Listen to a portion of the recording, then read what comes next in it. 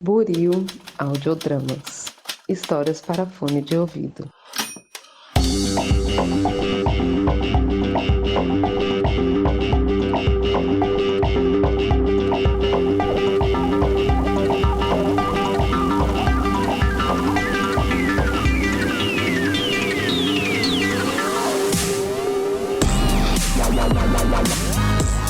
Olá, pra você que acaba de sintonizar em mais um episódio aqui da Rádio Oslo. Seja mais uma vez muito bem-vindo. Eu sou o Thiago Vulgo James e hoje irei apresentar mais um resumo, dessa vez para comentar a primeira temporada de Percy Jackson e os Olimpianos. Sim, rapaz, eu como bom fã de carteirinha dos livros de Percy Jackson, não poderia deixar de comentar essa série que, pra variar, dividiu opiniões, né? Aquele caso típico de 8 ou 80, ou as pessoas amam ou odeiam, não existe meio termo. Qual será que foi o meu veredito?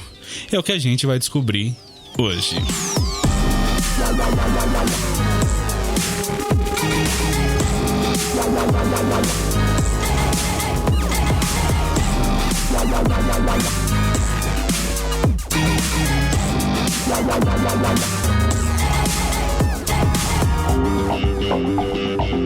E eu já vou dar um spoiler aqui de cara que eu gostei da série. Pra você que, assim como eu, era ansioso, eu pensei em você, já dei de cara aqui qual foi meu parecer, mas agora eu te chamo aqui pra ouvir o restante do episódio, né? Porque não é porque eu dei spoiler agora que você já pode pausar o episódio.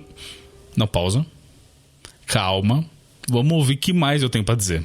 Tá? Reconheço que tem algumas falhas na série, mas saldo ainda assim é positivo. Ainda mais se a gente comparar com a outra adaptação que fizeram lá em 2010, que até rendeu um episódio aqui da rádio, aquele filme pavoroso, horrível, feio, bobo, com um monte de adulto fingindo que era adolescente, 1001 modificações na trama que não levam pra lugar nenhum, além de piadas de cunho sexual a troco de nenhuma. Assim, vocês puderam perceber, eu ainda não superei essa porcaria e nem acho que algum dia eu vou. Mas essa série me trouxe um baita alívio, justamente por não repetir nada do que o filme havia proposto. Eu até tinha brincado que era só os produtores da série esquecerem o filme, que as chances deles acertarem já seria bastante grande, né? E foi nessa linha que eles seguiram mesmo. Até teve um apelo de uma galera aí pedindo pra tocar Poker Face. Até agora eu não entendi o porquê desse apelo, qual que era desse surto coletivo por parte do fandom pra série. Tá certo que é uma música legal e tal, mas, cara, é uma das coisas que justamente envelhece mal o filme. E pra mim, se tivessem tocado Poker Face na série, ia ficar completamente deslocado. A Vitória, minha namorada, Vi, comentou que parece que colocaram uma música da Dua Lipa.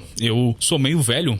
Eu conheço a Dua Lipa, tá, gente? Eu conheço a Dua Lipa, mas eu sei duas músicas dela. Se tocou música da Dua Lipa, eu não sei. Se tocou, eu sei que eu gostei da trilha, né? Assim, nossa, que trilha marcante. Mas aparentemente atualizaram, né? Por assim dizer. É agora com Dua Lipa, já que Dua Lipa é a Lady Gaga dessa geração. Se depois dessa comparação esdrúxula você ainda tá aqui, vamos seguir o barco então. Como vocês puderam perceber, eu tenho muitas coisas pra falar, mas eu vou tentar me organizar aqui, como de praxe, pra variar. Acho que eu vou começar pelo elenco, acho que é uma boa, até porque pra mim, o maior acerto dessa série é justamente o nosso protagonista, o nosso Percy Jackson, interpretado aqui pelo jovem Walker Scobell. Tiro mais certeiro não tem, sério.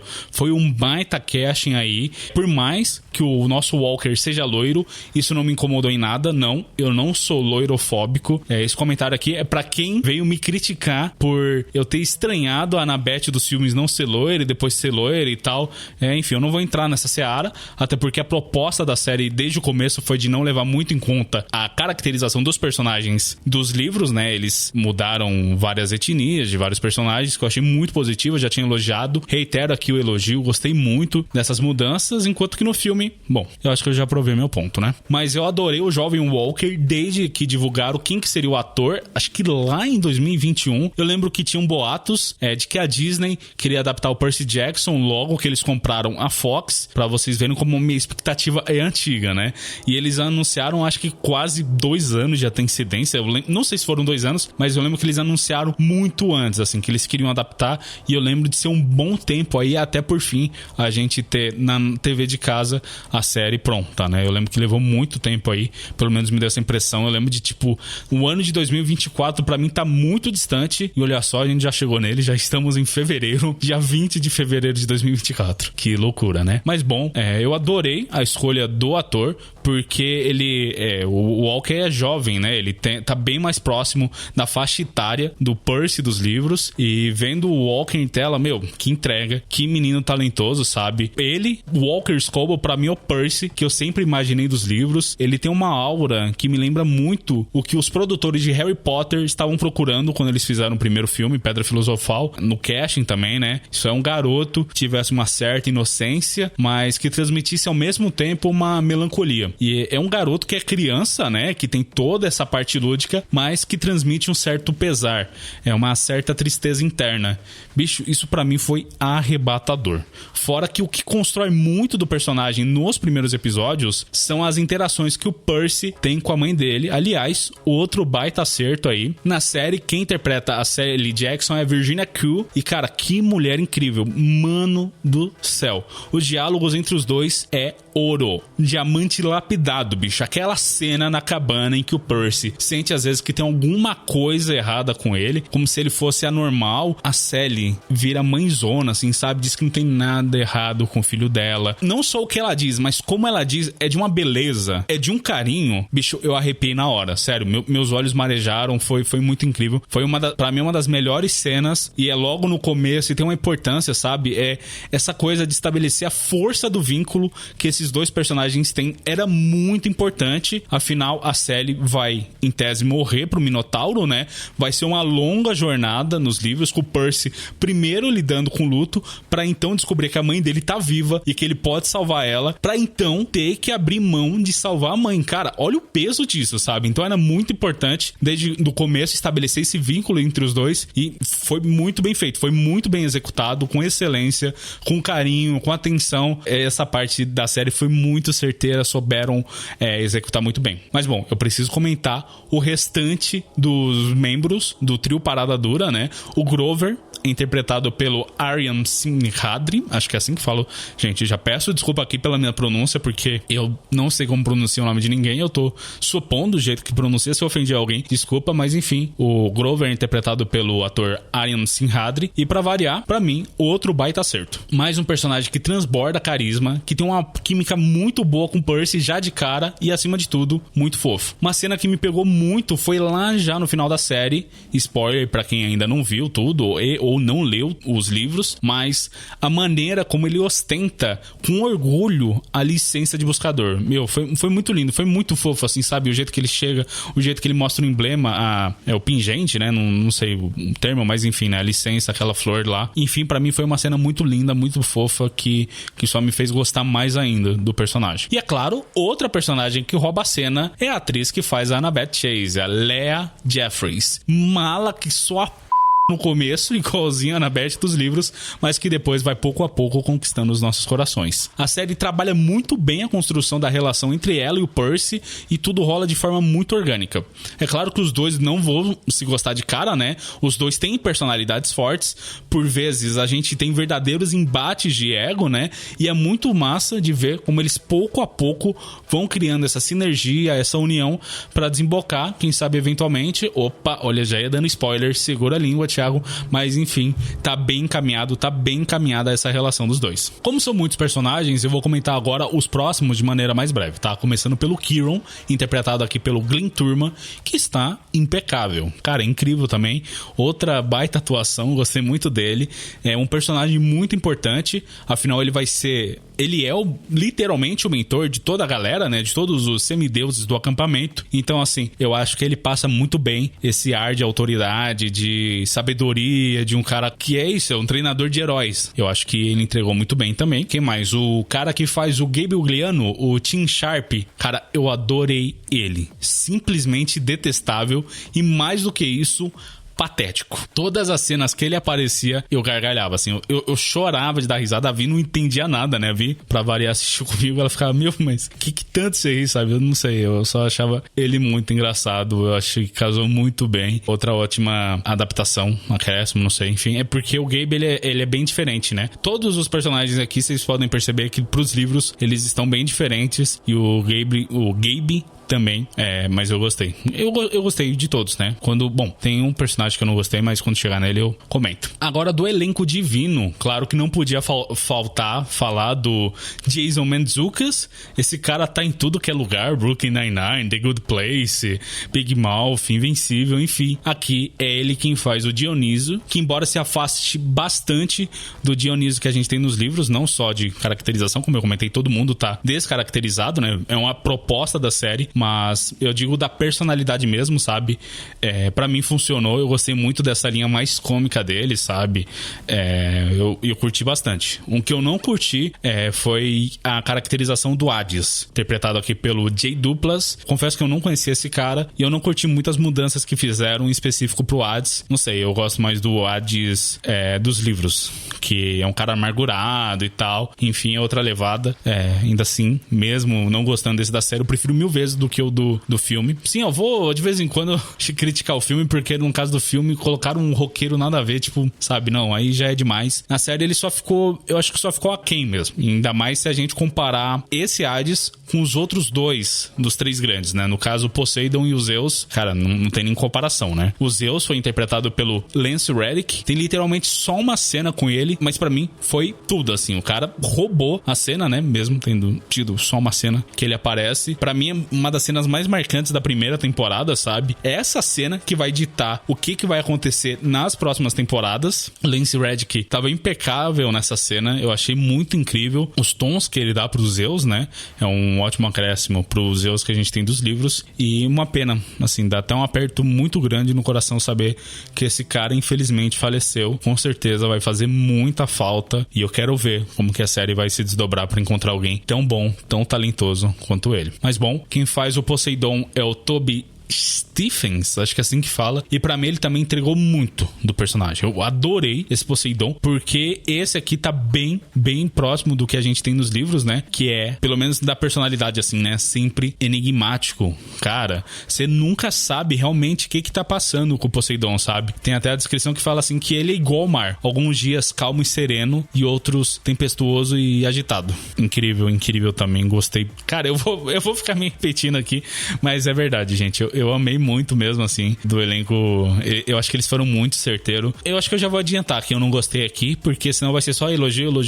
O único personagem que eu não gostei foi o cara que faz o Luke. Pra mim, eu acho que ele não funcionou muito, porque assim, o Luke dos livros, ele é o cara mais velho e ele tem a admiração de todo mundo paga pau pra ele, assim, as meninas são apaixonadas por ele e os caras querem ser que nem ele. O Percy é tipo, acho que é a principal figura, assim, pro Percy quando chega no acampamento, sabe? Ele tem uma admiração muito grande pelo Luke, por ser mais velho e tal, e sabe, é um cara mais experiente, pipipi, popopó, e é muito carismático, sabe? Enquanto que o da série eu achei ele meio apagado. Não tô dizendo assim que, nossa, ele foi péssimo, eu só senti que, sabe, o Luke dos livros ele tinha a presença muito mais forte, enquanto que o da série eu achei ele meio apagado. Tanto que quando ele aparece eu demorei pra entender que era o Luke. Quando eu vi a cicatriz eu falei, tá, esse é o Luke, porque pra mim parecia um moleque aleatório do Chalé de Hermes.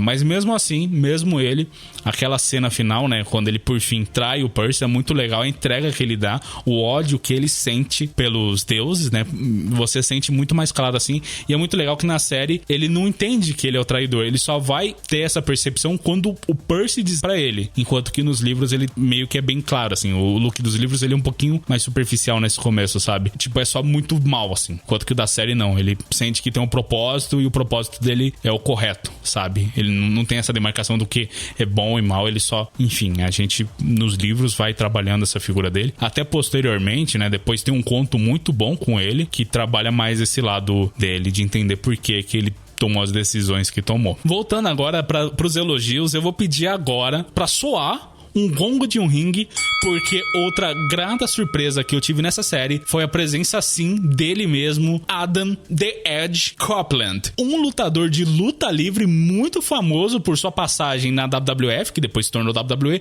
e que atualmente defende a AEW e que simplesmente interpreta o deus da guerra, o bom de guerra, o God of War, Ares. Cara, quando eu vi ele no trailer, eu quase dei um mortal pra trás, porque foi muito legal saber que ele tava nessa série. Eu sabia que ele tava nessa jornada, assim como The Rock, assim como John Cena, de também apostar em atuações, né, pegar filmes e séries e tal. Pra mim, ele casou perfeitamente com o personagem. Eu acho que ele entregou muito, cumpriu muito bem o papel de Ares. Velho, massa.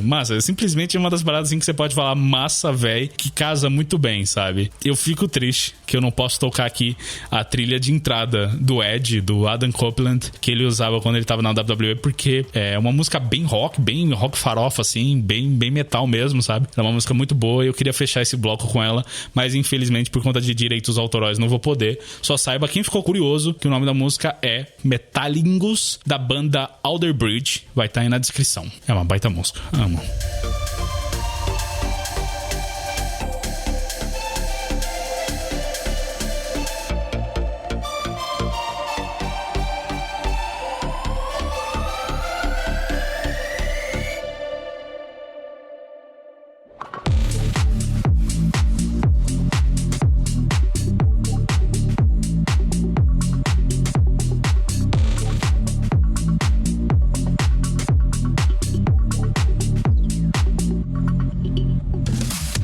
Agora que a gente comentou acerca do elenco, acho que cabe alguns comentários acerca da série enquanto adaptação. E eu acho que é aqui que pega um pouco, porque a série é bastante fiel ao livro, ao ponto de todos os capítulos de O Ladrão de Raios terem sido adaptados de alguma forma. Claro que a gente passou por algumas mudanças, como é natural de toda a adaptação, e muitas mudanças, inclusive, eu achei bastante positivas. Muitas coisas a gente percebe que foi o olhar do autor. Agora, quase 20 anos depois, se debruçando sobre a mesma obra, né, e fazendo as correções que, imagino eu, ele achou que deveria ter feito. É claro que não dá pra saber o quanto de mão teve do Rick Riordan na produção e o quanto teve de outros produtores, mas a sensação que me passa é isso. Ele tá acreditado como um dos produtores e sim, foi bastante divulgado que ele tava atuando diretamente na questão da adaptação. Agora da segunda temporada também ele tá junto à mesa de roteiristas e tal, mas, bom, um detalhe que eu acho que ilustra bem isso é que no livro o Percy ganha da Nereida 3 pérolas que teriam sido enviadas pelo Poseidon, certo? Só que se o Poseidon sabia que o Percy ia com a Annabeth e com o Grover até o submundo para resgatar a Sally, tinham que ter sido 4 pérolas. Um erro de logística, que é um pouco estranho, mas que na série eles corrigiram. Quem não leu os livros, no livro acontece isso. O Percy só tem 3 pérolas, no filme também. É toda a trama do filme. Enfim, olha... Eu tento evitar falar do filme, mas ele volta, gente. É mais forte que eu. Desculpa. Enfim. Outros acertos, pra mim, são a profundidade que a série deu pra alguns dramas pessoais.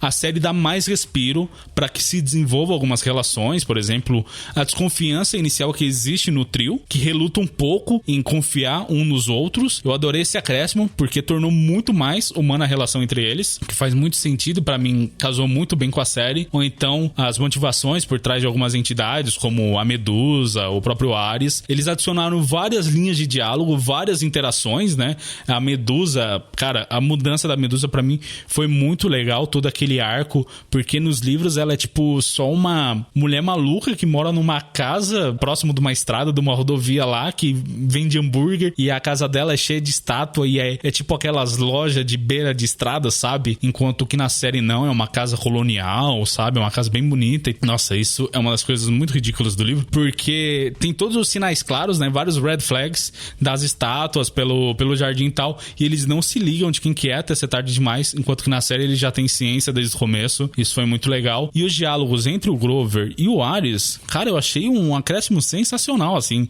saber um pouco mais do Ares. O livro, eu gosto muito dele, mas eu sinto que às vezes ele é um pouco frenético demais. O Percy pula de uma confusão pra outra. Às vezes parece que é isso, é luta, tá ligado? De cabeça eu lembro aqui que o Ladrão de Raios é mais ou menos assim. Ele enfrenta a Fúria, aí ele enfrenta o Minotauro, aí ele enfrenta a Clarice, aí enfrenta a Clarice de novo, aí aparece de novo as Fúrias, aí tem a Bendusa, depois a Quimera, o Parque Maluco lá do Hefesto, o Hotel Cassino Lotus, o Crosta, o Cérbero, o Ares, até por fim devolver o raio. Vocês perceberam? É só tipo uma confusão atrás da outra e são muitos lugares e personagens pra acontecer e é tipo tudo muito frenético, eles pulam de um lugar pro outro, eles atravessam os Estados Unidos de um lado pro outro e onde eles vão é confusão. É tão corrido que não dá tempo nem de desenvolver algumas nuances que a série conseguiu abordar. Uma parada que me incomodava muito, por exemplo, é que o Grover e a Annabeth vivem falando de como as fúrias são terríveis, são assustadoras, ao ponto deles nem se atreverem a falar o nome delas. Elas ganham o apelido de As Benevolentes, que é, por sinal,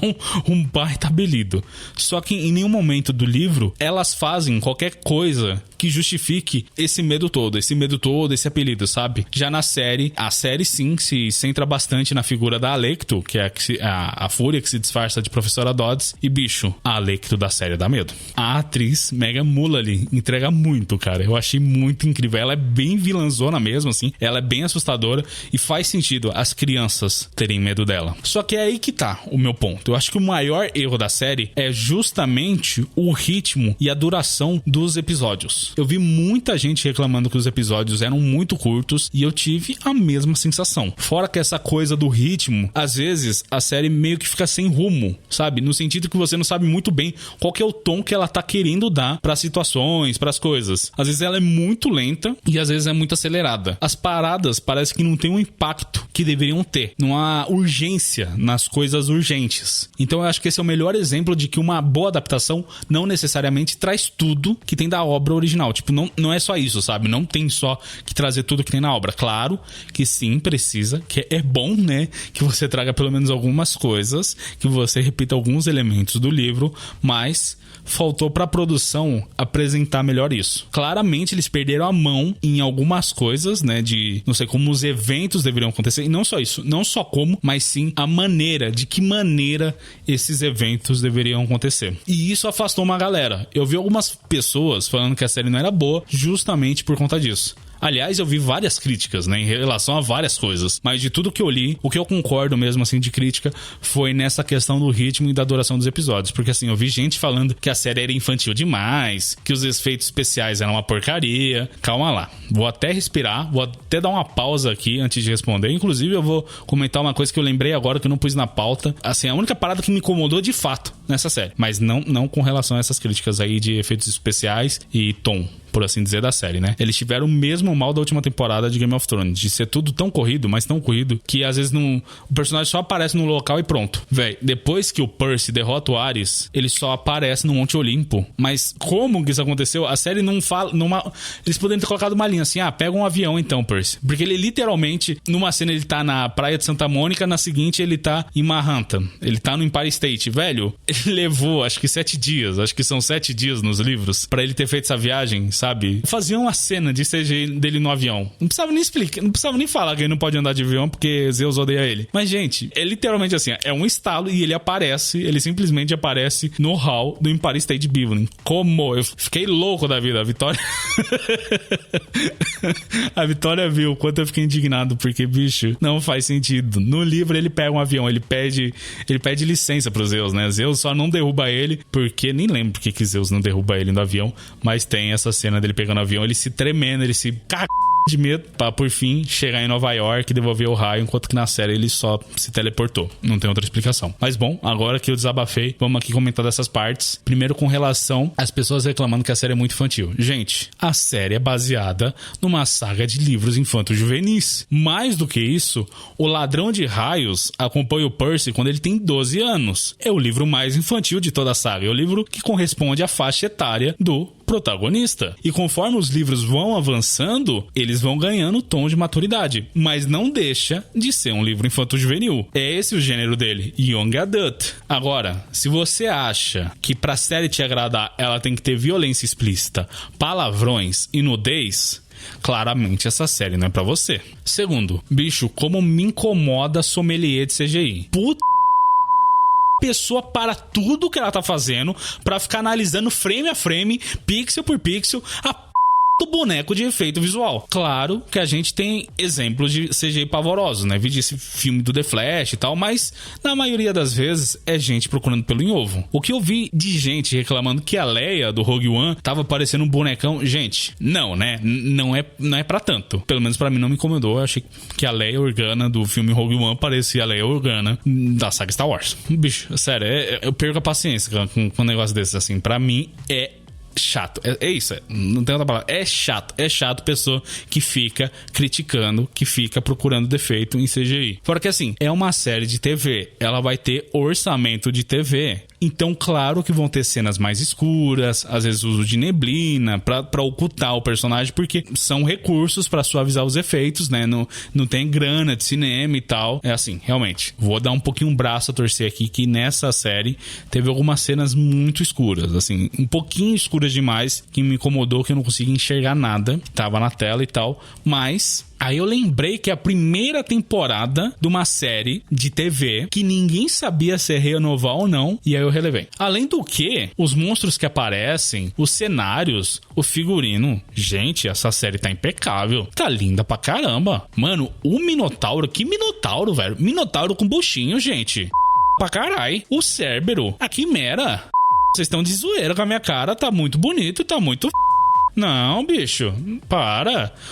Mano, o que é aquele Olimpo? E o submundo? Cara, que submundo Nossa, no tô até vendo o editor reclamando comigo o tanto de palavrão que eu tô falando, mas é isso, é o jeito que eu usei pra me expressar aqui, pra mostrar que sim, eu gostei, que a parte da produção, do design de produção tá muito bonito. Cara, as cenas do submundo são muito o Cérebro tá incrível, sabe? Aquelas locações que eles fizeram. Eu sei que é tudo CGI, gente, mas é o que eu tô vendo na tela. E o que eu tô vendo na tela eu tô achando bonito. O castelo do Hades tá muito Não, para. Cara, que conceito, sabe? Castelo de ponta cabeça, incrível. Um monte de bloco, monolito. Não, muito Para, ficou muito lindo. E outra parada muito massa que eu quero também enaltecer aqui são as coreografias de luta, porque eu achei elas muito verossímeis. O Percy, ele não luta bonito, ele luta de maneira funcional. Ele não luta pra fazer bonito, pra ficar legal na câmera, ele luta pra sobreviver.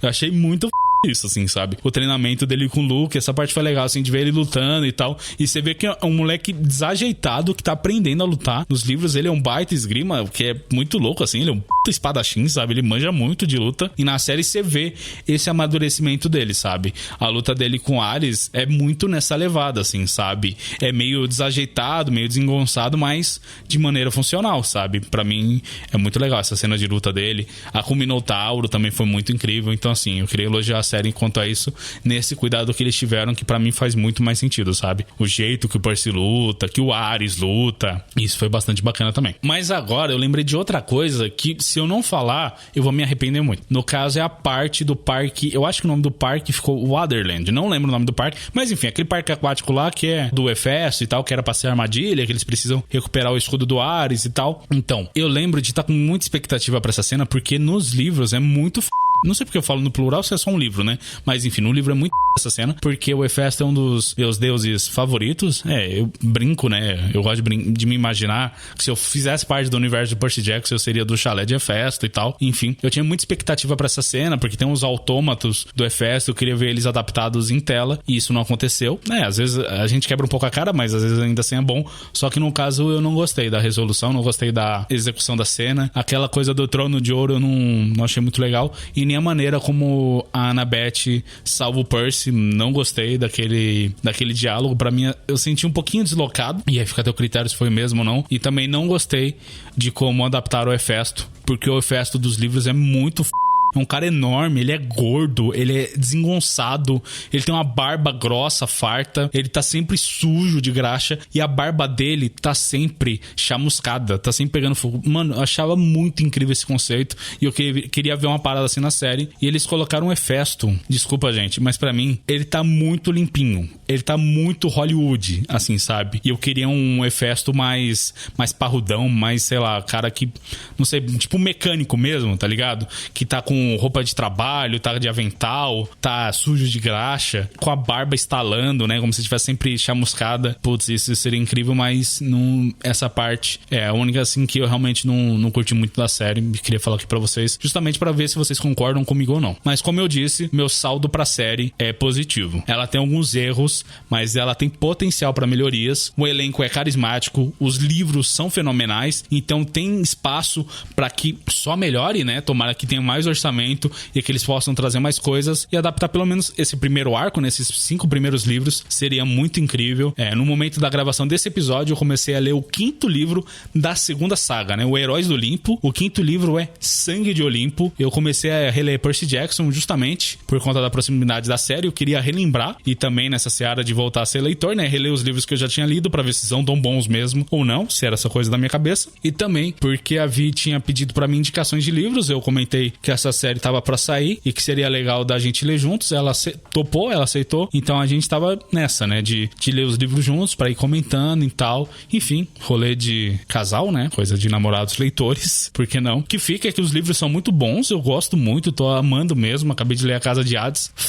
Demais, sério, se der, quem sabe, né, eu posso comentar mais acerca de Percy Jackson aqui na Rádio Oslo, se vocês gostarem, se eu me animar, enfim, eu sinto que o Rick Riordan criou um universo muito rico e que, cara, se eles conseguirem adaptar pras telas, seria muito incrível. Tem muitos livros, tipo, muitos livros mesmo, mas, enfim, fica aí a expectativa a segunda temporada foi renovada, né, que venha que eles continuem nessa seara, que melhorem as coisas que precisam ser melhoradas, essa questão de ritmo, duração dos episódios, que não seja tão escuro, né? Às vezes ficava um pouco difícil de ver, admito aqui, mas no final eu gostei muito, achei muito massa. E uma coisa que eu gostei muito também é a repercussão que essa série teve. Ela bateu uma boa média de audiência aí, né? Além disso, a Disney mandou muito bem na divulgação.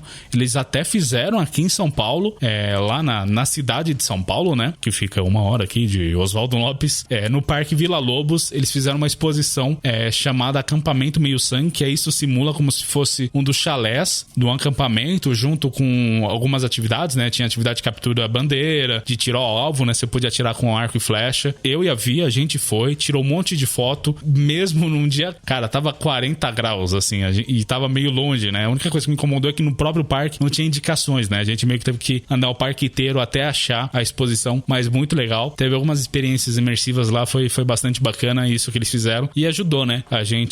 A série foi lançando episódio a episódio, então a gente tava muito no hype, né, na expectativa do episódio da semana, que eu nem lembro qual semana que era que a gente foi, mas enfim, foi muito legal ter essa experiência assim, né. Eu gosto muito quando a série, ela sai da TV, ou então, né, só do streaming, só dos episódios, você consegue consumir ela em outros lugares, como foi com Watchmen, que tinha a Mikan e o Michel Aroca comentando a série e tal. Enfim, é muito legal quando a série consegue expandir assim, e essa série teve muito disso, né. Teve uma parada que eu gostei muito, foi a repercussão que teve nas redes sociais, mais especificamente no Twitter. O Twitter em si é um lugar bem inóspito, tá? Eu não sei porque que eu ainda tô lá, mas uma coisa que eu gostei muito foi o fandom, a maneira como o fandom reagiu à série. Na maioria das vezes de maneira bastante positiva, né? Teve algumas páginas que eu seguia, que eu vi algumas curiosidades, bastidores. Isso foi muito legal de ver eles comentando. E uma das páginas que eu dou destaque aqui é pra Oráculo dos Semideuses, a arroba deles vão estar aí na descrição. Eles fizeram uma cobertura muito incrível e, enfim, eles sempre trazem conteúdo. Inclusive, eles já estão comentando da renovação da segunda temporada, né? Se vocês quiserem saber mais detalhes, tem lá no Twitter. Só acessem a página deles, não acessem o resto do Twitter. É um esgoto a céu aberto, mas a página deles não é bem boa, tá? Outra página muito legal de seguir no Twitter, uma que tem todo o acervo do Rick Riordan, que inclui Percy Jackson e os Olimpianos, Heróis do Olimpo, Crônicas dos Kane, Magnus Chase e os Deuses de Asgard, enfim, eles têm tudo bem completinho lá. É a página Riordan Verso.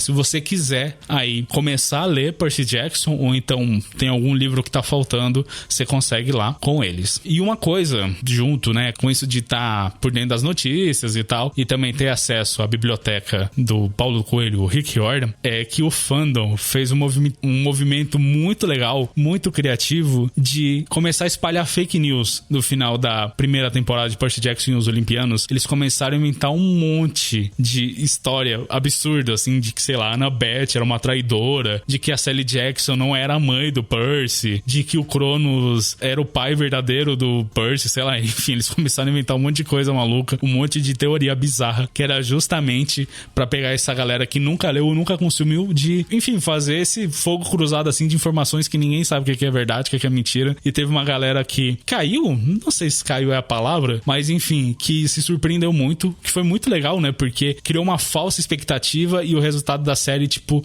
é a história que a gente conhece, se você leu, se você consumiu. Então foi muito legal por conta disso.